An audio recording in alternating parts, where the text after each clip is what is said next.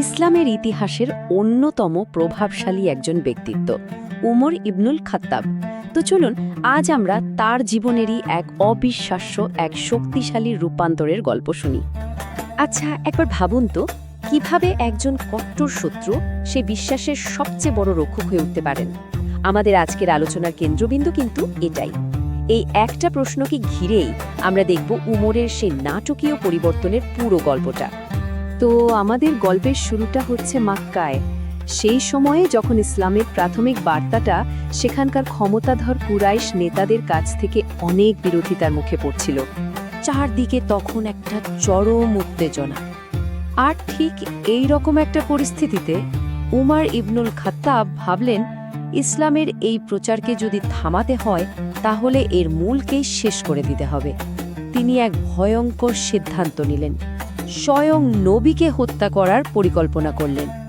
দৃশ্যটা একবার কল্পনা করার চেষ্টা করুন। উমর মক্কার রাস্তা দিয়ে হেঁটে যাচ্ছেন আর তার হাতে ঝলমল করছে একটা খোলা তলোয়ার। তিনি এতটাই রেগেছিলেন যে মানুষ ভয়ে তার পথ থেকে সরে যাচ্ছিল। তাকে দেখেই বোঝা যাচ্ছিল তিনি কতটা ভয়ঙ্কর একটা উদ্দেশ্য নিয়ে এগোচ্ছেন। কিন্তু তিনি তার লক্ষ্যের দিকে এগিয়ে যাওয়ার পথেই দেখা হয়ে যায় নাঈম বিন আবদুল্লাহর সাথে। নাঈম কিন্তু ততদিনে গোপনে ইসলাম গ্রহণ করে ফেলেছেন। তিনি যখন বুঝলেন উমর কি করতে যাচ্ছেন, তখন নবীকে বাঁচানোর জন্য খুব চতুর একটা চাল দিলেন। তিনি উমরের সমস্ত ক্রোধ আর মনোযোগকে তার নিজের পরিবারের দিকেই ঘুরিয়ে দিলেন। আর এখান থেকেই কিন্তু গল্পের মোড়টা পুরোপুরি ঘুরে যায়। ওমর নবীর পথ ছেড়ে সোজা রওনা দিলেন তার বোনের বাড়ির দিকে। চলুন দেখি সেখানে কি অপেক্ষা করছিল।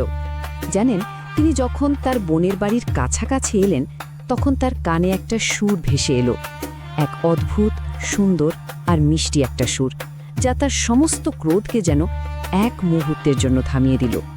তিনি এমন কিছু শুনছিলেন যা এর আগে কখনো শোনেননি। ওটা ছিল পবিত্র কোরআনের তেলাওয়াত, যা করছিলেন সাহাবী খাব্বাব। আর ওই সুরটা শুনেই উমর সজোরে ধাক্কা দিয়ে ঘরের ভেতর ঢুকলেন আর গর্জে উঠে জানতে চাইলেন, কি পড়ছিলি তোরা? তার এই রকম মূর্তি দেখে সবাই ঘাবড়ে গিয়ে দ্রুত পবিত্র কোরআনের পাণ্ডুলিপিটা লুকিয়ে ফেললেন। আচ্ছা, গল্পের এই পর্যায়ে এসে আমরা দেখব খুবই ইন্টারেস্টিং একটা ব্যাপার, কিভাবে একটা সহিংস মুহূর্ত এক অবিশ্বাস্য মানসিক পরিবর্তনের জন্ম দেয়। উমর প্রথমে তার ভগ্নিপতিকে মারতে শুরু করেন, আর যখন তার বোন ফাতিমা স্বামীকে বাঁচাতে এগিয়ে আসেন, তখন উমর কিছু না ভেবে তাকেও সজোরে আঘাত করেন। আঘাতটা এতটাই জোরে ছিল যে তার মাথা ফেটে রক্ত পড়তে শুরু করে। কিন্তু অবাক করা ব্যাপার হলো, আঘাত পেয়েও ফাতিমা একটু দমে যাননি, বরং রক্তমাখা মুখে ভাইয়ের চোখের দিকে তাকিয়ে তিনি সাহসের সাথে ঘোষণা করলেন, তোমার যা খুশি করো, আমরা আমাদের বিশ্বাস ছাড়ব না। বোনের এই অটুট বিশ্বাস যেন উমরের সামনে একটা দেয়াল হয়ে দাঁড়ালো। নিজের বোনের রক্ত আর তার এই অদম্য সাহস, এই দুটো জিনিস একসাথে দেখে উমরের পাথরের মতো শক্ত মনটা যেন প্রথমবার কেঁপে উঠল। এক মুহূর্তের মধ্যে তার ভেতর একটা গভীর পরিবর্তন আসতে শুরু করল। খুব গুরুত্বপূর্ণ একটা পয়েন্ট হলো, তার আত্মসমর্পণের প্রথম ধাপ কিন্তু সরাসরি বিশ্বাস স্থাপন ছিল না, বরং সেটা ছিল বোনের দেয়া শর্ত মেনে নেওয়া। পবিত্র গ্রন্থটা স্পর্শ করার আগে নিজেকে পরিশুদ্ধ করা। তিনি গোসল করে পবিত্র হলেন। এরপর তিনি যখন ওই আয়াতগুলো পড়লেন, শব্দগুলো যেন বিদ্যুতের মতো এসে তার হৃদয়ে আঘাত করল। তিনি সঙ্গে সঙ্গে বুঝতে পারলেন, এই কথাগুলো মানুষের তৈরি হতে পারে না। এই বাণী সত্যিই সুন্দর, মহিমান্বিত এবং পরম সত্য। ব্যাস, এভাবেই তার ভেতরের রূপান্তরটা সম্পূর্ণ হল। এরপর তিনি আর এক মুহূর্ত দেরি করলেন না। নিজের নতুন বিশ্বাসকে সবার সামনে ঘোষণা করার জন্য সঙ্গে সঙ্গে নবীর খোঁজে বেরিয়ে পড়লেন। সেই দৃশ্যটা ছিল দেখার মতো। মুসলিমদের তৎকালীন গোপন আস্তানা দারুল আরকামে উমর সেই তলোয়ার হাতিয়ে এসে পৌঁছালেন। সাহাবীরা তো তাকে দেখে ভীষণ ভয় পেয়ে গেলেন, কিন্তু সবাইকে অবাক করে দিয়ে তিনি নবীর সামনে এসে অত্যন্ত বিনয়ের সাথে তার শাহাদা অর্থাৎ ঈমানের সাক্ষ্য পাঠ করলেন।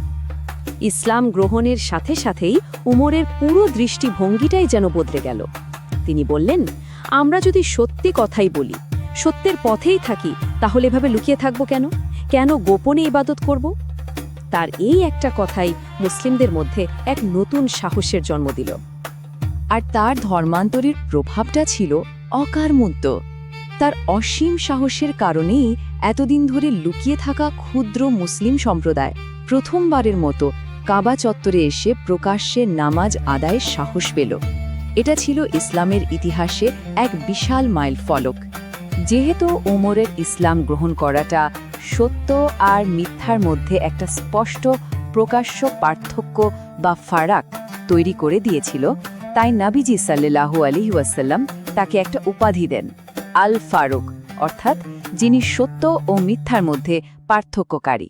তাহলে সংক্ষেপে যদি দেখি, এই একটা ঘটনা তার চরিত্র আর জীবনের উদ্দেশ্যকে কিভাবে বদলে দিয়েছিল। যিনি ছিলেন ইসলামের শত্রু, তিনি হলেন আল ফারুক। যার উদ্দেশ্য ছিল হত্যা করা, তার উদ্দেশ্য হয়ে গেল সুরক্ষা দেওয়া।